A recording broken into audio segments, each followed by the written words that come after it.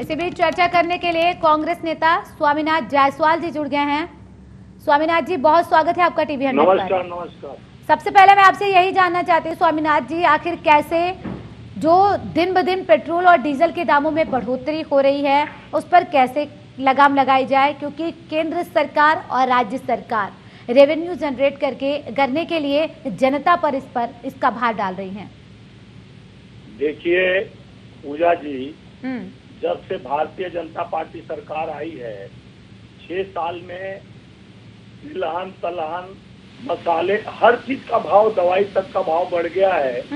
अभी गैस की 75, एक हफ्ते में गैस सिलेंडर का भाव 75 रुपया बढ़ा दिया है। और तेल, जब हमारी सरकार कांग्रेस की थी, मनमोहन सिंह जी की सरकार 14 से पहले तेल लोग 50 पैसा 1 रुपया बढ़ जाता था सिलेंडर, चाहे पेट्रोल डीजल पे, तो भांगड़ा करने भारतीय जनता पार्टी के लोग रोड पे आ जाते थे। और क्रूड ऑयल हमारे समय में महंगा भी होता था तो भी हम महंगाई दर को 50 पैसे 26 रुपया लीटर पर बढ़ा दिया गया इतने सालों में। और देश 100 के पास शतक लगा दी सरकार, और इनके लोगों से पूछा जाता है तो कहते हैं देश के लिए कर रहे हैं। अरे भाई, बाकी विदेश के लिए लोग थोड़ी न कर रहे थे, सभी देश के लिए करते हैं। आज आपका बेरोजगारी दर 91.1% हो गया और देश की आर्थिक स्थिति 60% 9 हो गया। उसके बाद बेरोजगारी दर घटते जा रही, युवा बेरोजगार होते जा रहे हैं। 2 करोड़ नौकरी का वादा करके 15 लाख खाते का जिस तरह से सत्ता में ये लोग आए, उसके बाद कोई ऐसा परिवर्तन नहीं देश को देखने। महंगाई आम आदमी के पेट पर वार पड़ रहा है। उज्ज्वला योजना चला के गैस सिलेंडर फ्री में, आप तो वो चूल्हा जलाने पर फिर वापस आ गए। उनके पास सिलेंडर खरीदने के लिए 800 रुपया 750 रुपया कहाँ से पाएंगे कि वो सिलेंडर खरीदेंगे। तो इनकी नीति और सिद्धांत, जो अर्थनीति और व्यवस्था बड़ी चरमरा गया है, और देश के मध्यवर्गीय परिवार को जिस तरह से इसका भोगना पड़ रहा है। आज देश जैसे कोरोना काल में ऐसी पीड़ित है और कई लोगों का नौकरी छूट चुका है, मजदूर परेशान है, किसान परेशान है, लेकिन देश के प्रधानमंत्री कुछ लोगों को मजबूत करने के लिए अपने सत्ता की चाबी का इस्तेमाल करते हुए जिस तरह से महंगाई पर इनका कोई लगाम नहीं है, यह देश के जनता के साथ धोखा है। 130 करोड़ देश का प्रबुद्ध जनता, इनको सत्ता में जिस तरह से अच्छे दिन के लिए लाया गया, आज वह देखने को मिल रहा है कि इससे बुरा दिन क्या हो सकता है। पूजा जी, जो आज आम आदमी। स्वामीनाथ जी लौटेंगे आपके पास। इस बीच बीजेपी नेता संदीप दुबे जी जुड़ गए हैं फोन लाइन पर। संदीप जी, बहुत स्वागत है आपका टीवी 100 पर। जी नमस्कार। संदीप जी, आखिर महंगाई की मार कब तक जनता झेलती रहेगी? पेट्रोल और डीजल के जो भाव है देखिए आसमान छू रहे हैं। एक आम इंसान क्या करे, उसके पास क्या रास्ता है, कहाँ जाए? पूजा जी, मैं अभी कांग्रेस के मित्र को सुन रहा था और उन्होंने पूरी देश की अव्यवस्था को पूरा गिनाया, किसानों की अव्यवस्था को गिनाया, महंगाई को लेके। तो 1991 में जब इस देश में याराना पूंजीवाद आया और फ्रीडम दी गई बड़ी बड़ी कंपनियों को कि वो मूल्यों का निर्धारण करे, तो उसके लिए तो कांग्रेस जिम्मेदार है। कांग्रेस ने ऐसी व्यवस्था इस भारत में दी जहाँ से सरकार किसी की भी हो, सरकार के नियंत्रण से कई चीजें चली गई। तेल भी उसी का एक हिस्सा है। अभी आज जो दौर चल रहा है, मैं सिर्फ स्पष्ट करना चाहता हूँ कि ये सरकार सिर्फ संकल्पित है और महंगाई की मार जनता पे न पड़े, पेट्रोल डीजल के दाम ज्यादा न बढ़े। बहुत जल्द इसको कंट्रोल कर लिया जाएगा और जो उचित कार्रवाई है सरकार इस पे कर रही है और लोगों को जल्द ही फौरी राहत होगी। हम खुद भी चिंतित हैं। इसमें भी चिंता का विषय है कि एक तरफ कोरोना देश में रहा है, दूसरी तरफ मित्र बोल रहे थे कि लोग बहुत बड़े स्तर पे बेरोजगार हैं। बेरोजगार लोग नहीं, कांग्रेस के लोग बेरोजगार हैं, तो उनका चिल्लाना लाजमी है। लेकिन मैं सिर्फ इतना कहूंगा कि सरकार इसको नियंत्रित कर लेगी बहुत जल्द और महंगाई पे काबू पाया जाएगा, क्योंकि अभी राज्य सरकारों की भी बहुत जिम्मेदारी है। अगर दिल्ली में पेट्रोल डीजल के दाम बढ़ रहे हैं तो उस पे जीएसटी और तरह तरह के कर जो बढ़ाए गए हैं उसकी वजह से लेकिन राज्य सरकारें वैट तो कम कर सकती है ना संदीप जी? भी सोचने की आवश्यकता है कि इस तरह की बोझ जो है न पड़े आम जनता पे। लेकिन संदीप जी, राज्य सरकारें वैट तो कम कर सकती हैं। हाँ बिल्कुल कर सकती है, लेकिन अब ये सरकारों पे निर्भर है। क्यों ऐसा नहीं हो पा रहा है, ये सोचने की जरूरत है, क्योंकि इस समय जो स्थिति देश की है वो किसी से छुपी नहीं है। हम सबको मिलकर अपने देश को बेहतर करना है और बेहतर व्यवस्था कायम रखनी है। तो सरकारें बेहतर व्यवस्था के लिए काम कर रही हैं, लेकिन हाँ पेट्रोल डीजल के जो दाम बढ़ रहे हैं उसके लिए हम लोग भी चिंतित हैं। कोशिश हो रही है कि जल्द से जल्द इसको नियंत्रित कर लिया जाए और आपको बहुत जल्द इसमें घटते क्रम में पेट्रोल डीजल के दाम दिखेंगे। क्योंकि ट्रांसपोर्टर पर सबसे ज्यादा असर इसका पड़ रहा है। रोजाना जो दाम बढ़ रहे हैं, पहले तिमाही में बढ़ा करते थे दाम और अब रोजाना बढ़ रहे हैं, ऐसे में रोज कैसे तय किया जाए? ये सरकार के पास एक बहुत बड़ा चिंता का विषय भी है सरकार के साथ समक्ष, और सरकार इस चीज को रेगुलेट करने के पक्ष में है, फेवर में है। और जो राज्य सरकारों को ज्यादा से ज्यादा इस जिम्मेदारी निभाने की जो क्षमता है इस विषय पे, तो राज्य सरकार को चाहिए जो जनता के ऊपर बढ़ते हुए बोझ को देखते हुए पेट्रोल और डीजल के दामों को यथाउचित जितना हो सकता है कम करने की कोशिश करनी चाहिए। लेकिन मध्य प्रदेश में इतने ज्यादा पेट्रोल के दाम का बढ़ जाना क्या बड़ी वजह मानते हैं आप इसके लिए?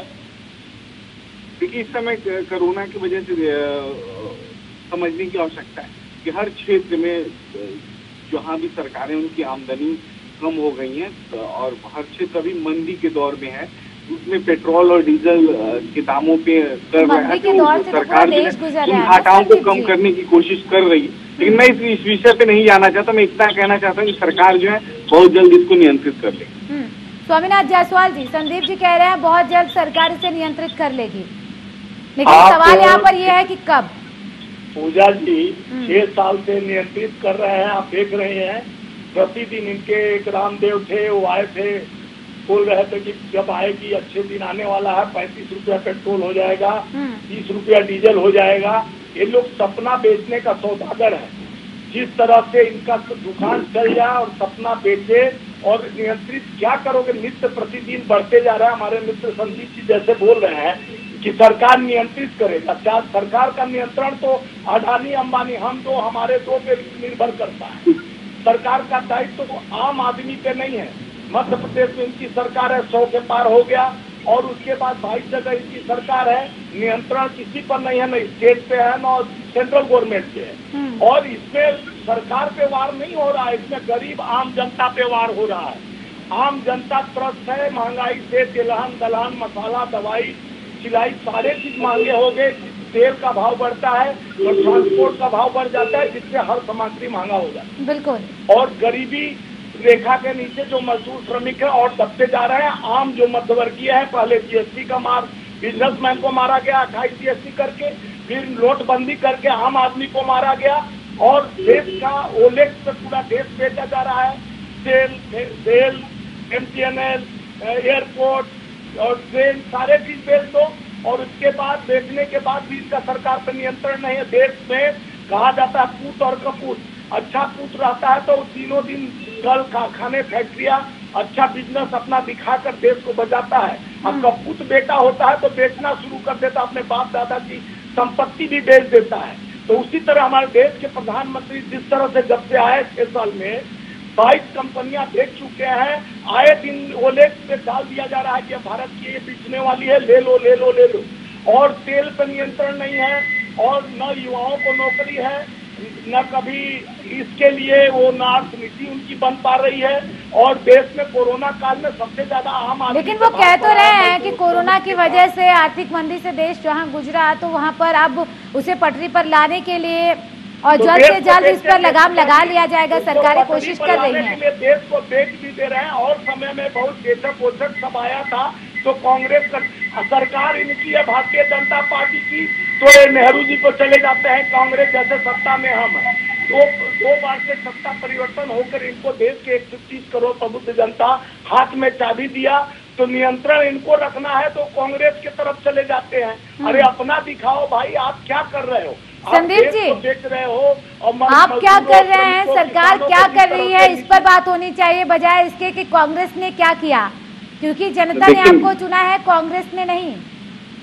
पूजा जी देखिए, सबसे महत्वपूर्ण बात है, हमारे कांग्रेस मित्र ने जितनी बातें उनके पेज में कह दिया, अच्छी बात है, कहना भी चाहिए। विपक्ष को चाहिए कि जो भी बातें उनको समझ में आती कहे, लेकिन इनको जो बातें मुख्य मुझे समझ में आई, जो कांग्रेस को समझ में आ रही है कि कांग्रेस कह रही है महंगाई महंगाई महंगाई।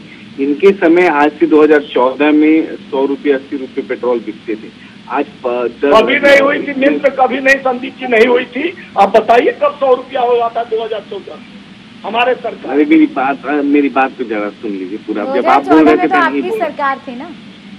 नहीं, 2014 के पहले जब कांग्रेस की सरकार थी तो नारा था आलू प्याज खत्म, कांग्रेस का 68 रुपया तक था, 100 रुपया नहीं था। मित्र, आप ध्यान दीजिए और देख लीजिए कहीं। बिल्कुल बिल्कुल बिल्कुल, आप जो बात कह रहे हैं मैं आपकी बात को कुछ गलत ही नहीं मान रहा हूँ सर, काट भी नहीं रहा हूँ। वो तो आपकी सरकार गई थी, मेरी बात तो अरे बीच में नहीं बोलना। स्वामीनाथ जी लौटेंगे आपके पास, संदीप जी को अपनी बात पूरी करने दीजिए जी।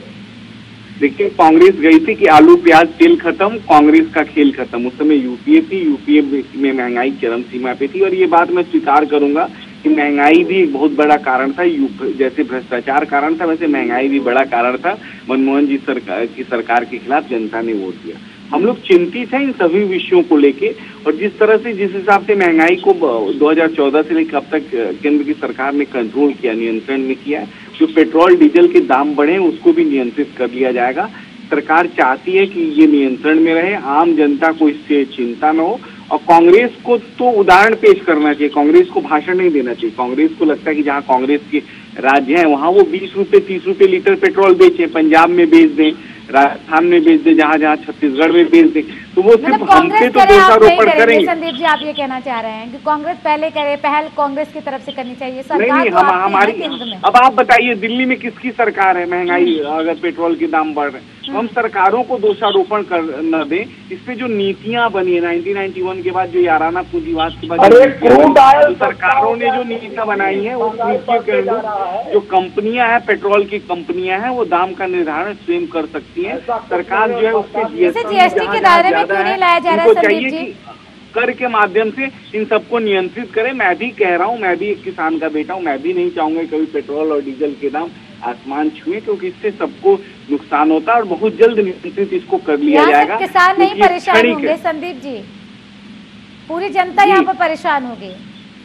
हाँ बिल्कुल बिल्कुल, इसको मैं स्वीकार करता हूँ कि महंगाई नहीं बढ़नी चाहिए, और पेट्रोल डीजल के दाम जो है तुरंत कम किए जाने चाहिए, और सरकार ये काम करने को संकल्पित है। बहुत जल्द आपको मान लिया जाए कि ये इस पर दरों पर कमी देखी जाएगी, जिस तरीके से पेट्रोल और डीजल के दाम बढ़ रहे हैं? मुझे लगता है कि 10 से 15 दिन के बीच ये घटते हुए क्रम में आपको दिखेंगे। स्वामीनाथ जी, 10 से 15 दिन। ये देखिए, जैसे हमारे माननीय प्रधानमंत्री जी जब किसान बोले कि एमएसपी पर बात लिखित में किया जाए, एक भ्रम फैलाने वाली बात संदीप जी कर रहे हैं। एक कम से कम ये तो माने कि महंगाई चरम सीमा पर है। संदीप जी का हिम्मत किए, आप जिस व्यक्ति से बात कर रहे हैं जी होल्ड पर रखा है, देश के लिए करते हैं, चाहे देश का संपत्ति बेच देते हैं, चाहे कभी भी कुछ भी करते हैं, देश के लिए करते हैं। और बाकी लोग भी देश के लिए करते थे। आज नेपाल हमसे तेल लेकर हमसे सस्ता दे रहा है, भूटान हमसे तेल हमसे सस्ता दे रहा है, श्रीलंका जहाँ लंका में 71 रुपया पेट्रोल है, लेकिन भारत जहाँ क्रूड ऑयल सस्ता है वहाँ पेट्रोल महंगा है।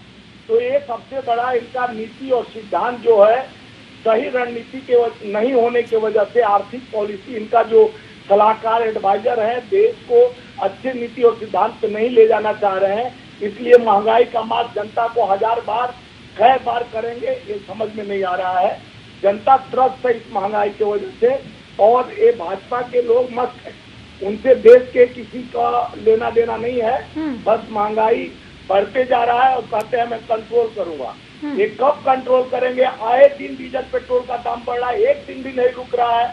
75 रुपया। संदीप जी कह तो रहे हैं 10 से 15 दिन में आपको दामों में कटौती दिखाई देगी। पेट्रोल डीजल के दाम जो अभी आसमान छू रहे हैं उसमें कमी देखी जाएगी जल्द ही। संदीप जी को मैं वेट करूंगा कि 15 दिन बाद मिले, और उनको मैं बधाई दूंगा कि कम रेट लेकर आए।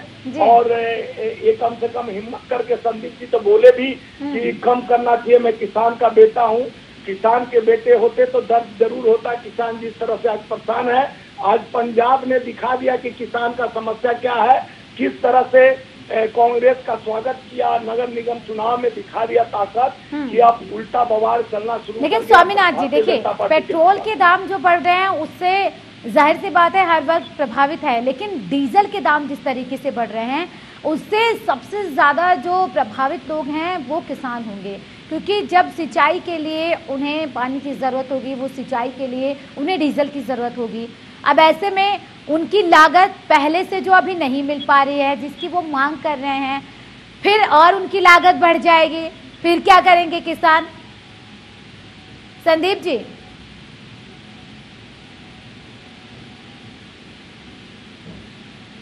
देखिए जी स्वामीनाथ पूजा जी, ऐसा है कि सरकार को अपने दायित्व से पीछे नहीं हटना चाहिए। ये जो महंगाई है, इसमें सबसे ज्यादा मध्यवर्गीय आप जैसे वर्कर जो काम करने हैं, रोजमर्रा का जिंदगी जीते हैं, जो तनख्वाह पे अपना जीविका चलाते हैं, उनको भी छोटा भी गाड़ी चलाते हैं, 100 रुपया हो जाने से उनका बजट खराब हो जाता है। जैसे राशन, तेलाल, नलान, चाहे जो भी सामान लेने गए, और ट्रांसपोर्ट और डीजल का भाव बढ़ने से ट्रांसपोर्ट का रेट बढ़ जाएगा। सारा महंगाई उसी पर आके आम आदमी जीएसटी दे रहा है, टैक्स दे रहा है, उसके बाद महंगाई की मार होते जा रही है, जिससे आम आदमी को जीना मुश्किल हो गया है। इसीलिए कई लोग इस तरह की व्यवस्था से दूषित होकर कई किसान मजदूर आत्महत्या करने पर मजबूर हो जाते हैं, जो अपना कृषक अपना उत्पादन का सामान लाने के लिए इस महंगाई के दबाव में आ जाता है। लेकिन जब यूपीए की सरकार थी तब तो कहा जाता था कि बहुत ज्यादा पेट्रोल डीजल के दाम बढ़ रहे हैं, हमारी सरकार आएगी तो हम पेट्रोल डीजल के दामों में कटौती करेंगे, 25 से 40 लीटर मिलेंगे, 25 से 40 रुपए प्रति लीटर। अब ऐसे में महंगाई इतनी ज्यादा बढ़ जाएगी जब पेट्रोल डीजल के दाम बढ़ेंगे तो। इसी मुद्दे पे भारतीय जनता पार्टी की सरकार आई थी, अच्छे दिन लाएंगे और 15 लाख खाते में 2 करोड़ नौकरी और पेट्रोल डीजल। मुझे नहीं लगता कि जनता इस अच्छे दिन की उम्मीद में बीजेपी को सरकार में लेकर आई थी। हाँ, अच्छे दिन के जो भ्रम फैल गया था कि लोगों को बट रहा है, बहुत चीज मिलेगा, 35 रुपया पेट्रोल हो जाएगा, 30 रुपया डीजल हो जाएगा, लेकिन उनके उम्मीद पे खरा नहीं भारतीय जनता पार्टी की सरकार हुई। आज जनता बहुत महंगाई से त्रस्त है और सरकार मस्त है, उस पर कोई पॉलिसी नहीं। आज आर्थिक स्थिति, बेरोजगारी भारत का सबसे निचले स्तर पर आके खड़ा है। लोग हर बार आता है आपदा, लेकिन इस आपदा के लिए आप कुछ पीएम केयर फंड से लेके हर चीज में सहयोग लिए। लेकिन स्वामीनाथ जी, जहाँ पर आपकी सरकार है, चाहे राजस्थान की बात कर ली जाए, जहाँ आपकी गठबंधन में भी सरकार है, महाराष्ट्र की बात की जाए, छत्तीसगढ़ की बात की जाए, वहाँ पर भी तो आप दामों में जो वैट लगाए जा रहे हैं राज्य सरकारों की तरफ से, उसमें तो कटौती की जा सकती है। राजस्थान में सबसे ज्यादा महंगा मिल रहा है पेट्रोल। पूजा जी, मैं छत्तीसगढ़ में ही आया हूँ, छत्तीसगढ़ मेरा सरकार है यहाँ पर, इसलिए कि सब्सिडी हम लोग किसानों को बहुत सारे लोन दे दिए और एफसीआई में जो धान 68 मिलियन खरीदना था हमारे प्रधानमंत्री को, वो चावल खरीद नहीं रहे हैं, जिससे हमारे स्टेट का पैसा डंप हो गया।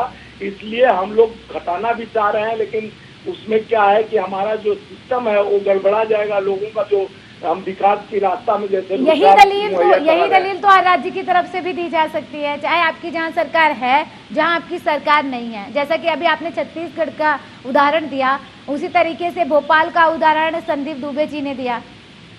नहीं, संदीप दुबे जी दिए तो उनका तो नियंत्रण है, वो तो केंद्र सरकार उनको मदद कर रहा है, जहाँ जहाँ उनकी सरकार है खुले हाथ से मदद कर रहा है केंद्र सरकार।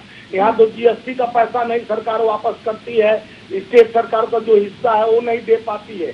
एफसीआई का जो तय किया गया, एफसीआई गोदामें बंद होते जा रहे हैं, गैस का सब्सिडी खत्म किया जा रहा है, बहुत कुछ जो ये लोग लेके आए थे अच्छे दिन का वादा करके, रोजगार से लेके बेरोजगारी आप जानते हैं कि देश का सबसे निचले स्तर पर भारत का हो गया।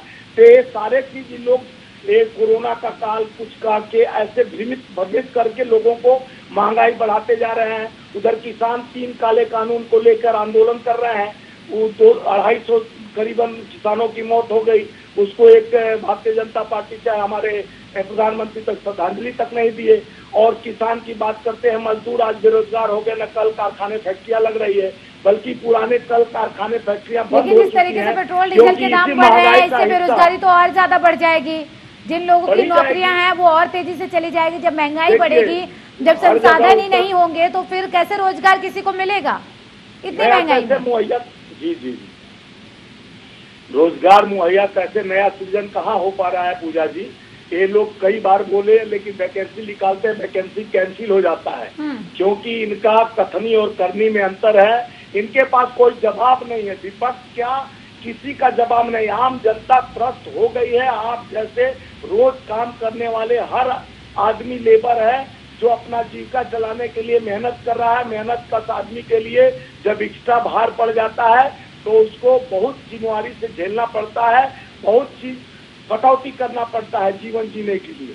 आदमी अब खाने दाने के लिए परेशान है इस सरकार में, और सरकार कहती है देश के लिए कर रहा है, कुछ ये करना पड़ेगा, नियंत्रण कर लेंगे। जब नियंत्रण रेखा के बाहर चले जा रहे हैं तो कहाँ से नियंत्रण कर लेंगे? जब क्रूड ऑयल कम है, हमारे समय में क्रूड ऑयल का रेट महंगा था तो भी हम नियंत्रण करके 1-2 रुपया बढ़ाते थे तिमाही, 2 महीने पर 15 दिन से बढ़ाते थे। तो कंटिन्यूअस तेल का भाव बढ़ रहा है और गैस का भाव बढ़ रहा है, जिससे आम आदमी को हमेशा चलिए ठीक है, बहुत शुक्रिया स्वामीनाथ जी तमाम बातचीत करने के लिए।